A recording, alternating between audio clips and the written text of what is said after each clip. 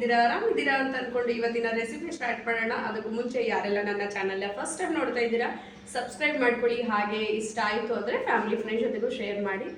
Like ಕೊಡೋದು ಮರಿಬೇಡಿ, hype ಮಾಡೋದು ಕೂಡ ಮರಿಬೇಡಿ. ಇವತ್ತು ನಾನು ಮಾಡ್ತಿರೋ ರೆಸಿಪಿ ಏನು, ಶಾವಿಗೆ ಬಾತ್ ಮಾಡ್ತಾ ಇದ್ದೀನಿ. ಉದುರಾಗಿ ಹೇಗೆ ಮಾಡೋದು ಅಂತೇಳಿ ಹೇಳಿದ್ದೀನಿ. ವಿಡಿಯೋ ಎಲ್ಲೂ ಸಹ ಸ್ಕಿಪ್ ಮಾಡಬೇಡಿ, ಪೂರ್ತಿ ವಿಡಿಯೋ ನೋಡಿ ಗೊತ್ತಾಗುತ್ತೆ. ಈ ಥರ ಉದುರಾಗಿ ಶಾವಿಗೆ ಬಾತ್ ಹೇಗೆ ಮಾಡೋದು, ಗಂಟು ಆಗಲಾರ್ದಂಗೆ ಅಂದರೆ ಮುದ್ದೆ ಆಗಲಾರ್ದಂಗೆ ಹೇಗೆ ಮಾಡೋದು ಅಂಥೇಳಿ ತೋರಿಸಿದ್ದೀನಿ. ಸ್ಟೆಪ್ ಬೈ ಸ್ಟೆಪ್ ಹೇಳಿಕೊಡ್ತೀನಿ, ನೋಡೋಣ ಬನ್ನಿ.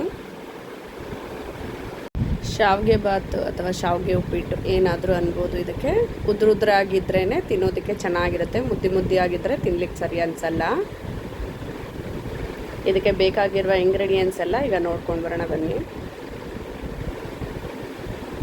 ಮೊದಲೇದಾಗಿ ಶಾವಿಗೆ ತೊಗೊಂಡಿದ್ದೀನಿ, ರೋಸ್ಟೆಡ್ ಶಾವಿಗೆ ತೊಗೊಂಡಿದ್ದೀನಿ. ನೀವು ಯಾವುದಾದ್ರೂ ತೊಗೋಬೋದು. ಒಗ್ಗರಣೆಗೆ ಎಣ್ಣೆ, ಸಾಸಿವೆ, ಜೀರಿಗೆ, ಉದ್ದಿನಬೇಳೆ, ಕಡಲೆಬೇಳೆ ತೊಗೊಂಡಿದ್ದೀನಿ. ಹಸಿಮೆಣಸಿನ್ಕಾಯಿ, ಒಣಮೆಣಸಿನ್ಕಾಯಿ ತೊಗೊಂಡಿದ್ದೀನಿ. ಕರಿಬೇವು, ಕ್ಯಾಪ್ಸಿಕಮ್ ತೊಗೊಂಡಿದ್ದೀನಿ, ಚಿಕ್ಕದಾಗಿ ಕಟ್ ಮಾಡಿ ಇಟ್ಕೊಂಡಿರೋದು.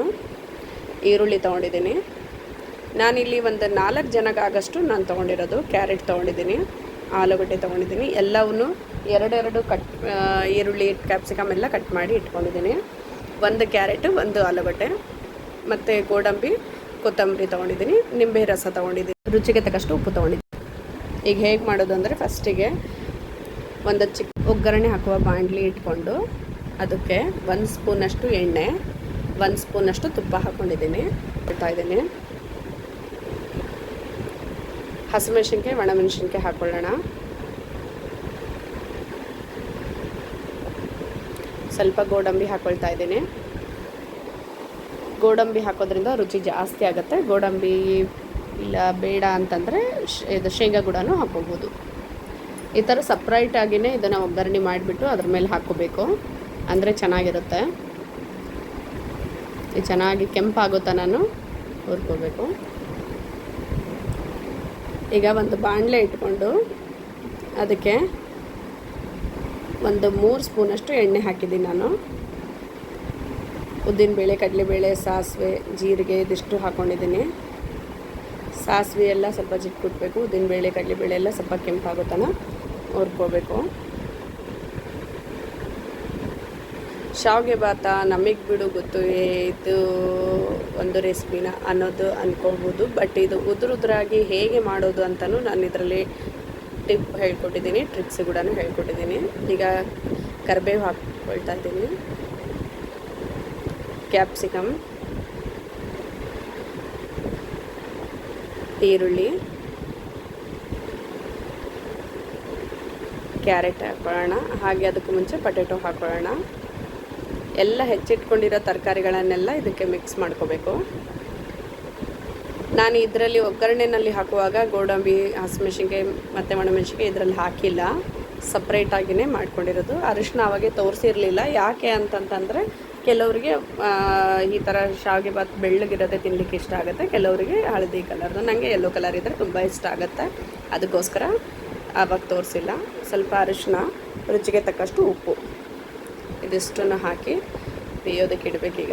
ಸ್ವಲ್ಪ ತರಕಾರಿ ಎಲ್ಲ ಚೆನ್ನಾಗಿ ಕಲಿಸ್ಕೊಂಡು.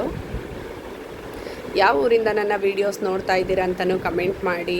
ಫಸ್ಟ್ ಟೈಮ್ ನನ್ನ ಚಾನಲ್ನ ನೋಡ್ತಾ ಇದ್ದರೆ ಸಬ್ಸ್ಕ್ರೈಬ್ ಮಾಡ್ಕೊಳ್ಳೋದು ಮಾತ್ರ ಮರಿಬೇಡಿ. ಒಳ್ಳೆ ಕಮೆಂಟ್ಸ್ ಆಗ್ತೀರಾ, ತುಂಬ ಖುಷಿ ಆಗುತ್ತೆ ನನಗೆ ಓದೋದಕ್ಕೆ ಕೂಡ. ಈಗ ಒಂದು ಬಟ್ಲ ಇಟ್ಕೊಂಡು ಅದರಲ್ಲಿ ಶಾವಿಗೆ ಹಾಕ್ಕೊಳ್ತಾ ಇದ್ದೀನಿ ನಾನು. ನೀವು ಕ್ವಾಂಟಿಟಿ ನೋಡಿ ಹಾಕ್ಕೊಳ್ಳಿ. ನನಗೆ 4 ಜನಕ್ಕಾಗಷ್ಟು ನಾನು ಮಾಡ್ತಾ ಇರೋದು. ನಾನು ಒಂದು ಅರ್ಧ kg ಶಾವಿಗೆ ತೊಗೊಂಡಿದ್ದೀನಿ. ನೋಡಿ, ಇದು ರೋಸ್ಟೆಡ್ ಶಾವಿಗೆ ತೊಗೊಂಡಿದ್ದೀನಿ. ನೀವು ಬೇಕಿದ್ರೆ ಸಾದ ಸಿಕ್ತಂದರೆ ರೋಸ್ಟ್ ಮಾಡಿ ಕೂಡ ಮಾಡ್ಬೋದು. ಒಂದಿಷ್ಟು ನೀರು ಹಾಕ್ಕೊಂಡು ಇದನ್ನೇ ಆ್ಯಕ್ಚುಲಿ ಈ ಥರ ಸಪ್ರೇಟಾಗಿಯೇ ಬೇಯಿಸ್ಕೋಬೇಕು. ಆಮೇಲೆ ನಾವು ಒಗ್ಗರಣೆ ಮಾಡ್ಕೊಂಡಿರ್ತೀವಲ್ಲ ಅದರಲ್ಲಿ ಕಲಿಸ್ಕೋಬೇಕಾಗತ್ತೆ.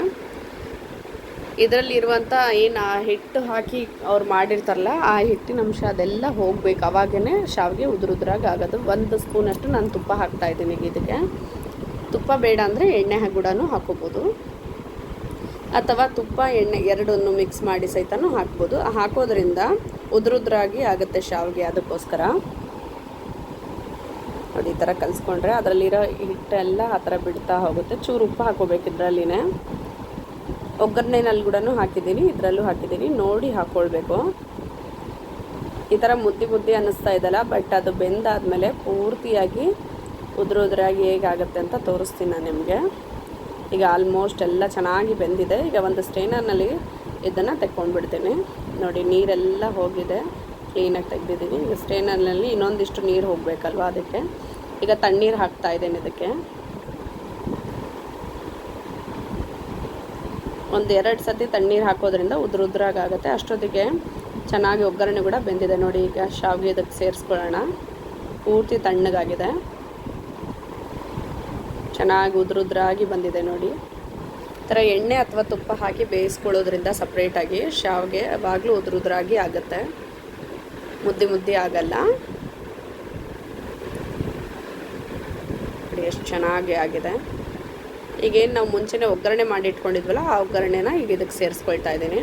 ಈ ಥರ ಮೇಲ್ಗಡೆ ಆ ಒಗ್ಗರಣೆ ಹಾಕಿಬಿಟ್ಟು ಒಂಚೂರು ಕೊತ್ತಂಬರಿ ಹಾಕಿ, ಆಮೇಲೆ ಒಂದು ಸ್ವಲ್ಪ ನಿಂಬೆ ರಸ ಇದಿಷ್ಟನ್ನು ಹಾಕಿ ಕಲಿಸ್ಕೊಂಡ್ರೆ ಸಖತ್ ಟೇಸ್ಟ್ ಇರುತ್ತೆ. ಒಂದು ಸರಿ ಟ್ರೈ ಮಾಡಿ ನೋಡಿ, ಹೇಗೆ ಬಂತು ಅಂತ ನನಗೂ ತಿಳಿಸಿ.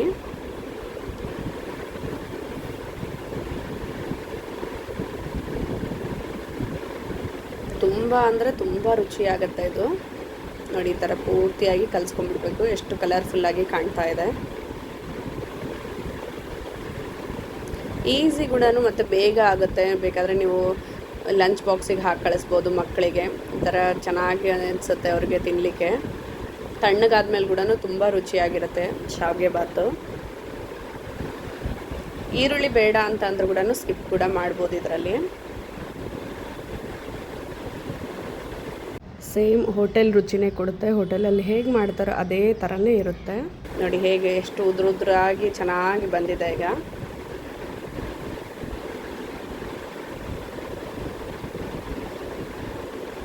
ಒಂದೆರಡು ಸೆಕೆಂಡ್ ಇದನ್ನು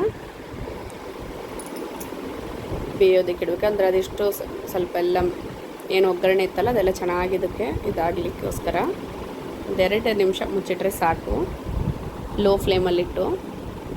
ನೋಡಿ ಈಗ ಇದಾಗಿದೆ. ಪೂರ್ತಿ ನೀರಿನ ಅಂಶ ಎಲ್ಲ ಹೋಗಿ ಕ್ಲೀನಾಗಿ ಒಗ್ಗರಣೆಗೆಲ್ಲ ಚೆನ್ನಾಗಿ ಅಂಟ್ಕೊಂಡಿದೆ. ಶಾವಿಗೆಗೆ ಒಂದ್ಸರಿ ಎಲ್ಲ ಕಲಿಸ್ಕೊಂಡ್ಬಿಟ್ಟು ಈಗ ಇದನ್ನು ಒಂದು ಸರ್ವಿಂಗ್ ಬೌಲಿಗೆ ತೆಕ್ಕೊಳ್ತೀನಿ. ಹಾಟ್ ಬಾಕ್ಸಲ್ಲಿ ಹಾಕಿಟ್ಟಿದ್ದೀನಿ, ಬಿಸಿ ಬಿಸಿ ಇರುತ್ತೆ ಅಂಥೇಳಿ. ನೋಡಿ ಬಿಸಿ ಬಿಸಿಯಾಗಿರುವಂಥ ಶಾವಿಗೆ ಬಾತ್ ರೆಡಿ ಆಯಿತು. ನೀವು ಟ್ರೈ ಮಾಡಿ ಹೇಗೆ ಬಂತು ಅಂತ ನನಗೂ ತಿಳಿಸಿ. ಯಾವ ಊರಿಂದ ವಿಡಿಯೋ ನೋಡ್ತಾ ಇದ್ದೀರಾ ಅಂತಲೂ ಹೇಳಿ. ಒಳ್ಳೆ ಕಮೆಂಟ್ಸ್ ಹಾಕ್ತೀರಾ, ತುಂಬ ಖುಷಿಯಾಗುತ್ತೆ ಓದೋದಕ್ಕೆ ನನಗೆ. ಈಗ ಟೇಸ್ಟ್ ನೋಡೋಣ ಹೇಗಿದೆ ಅಂಥೇಳಿ. ನೋಡಿ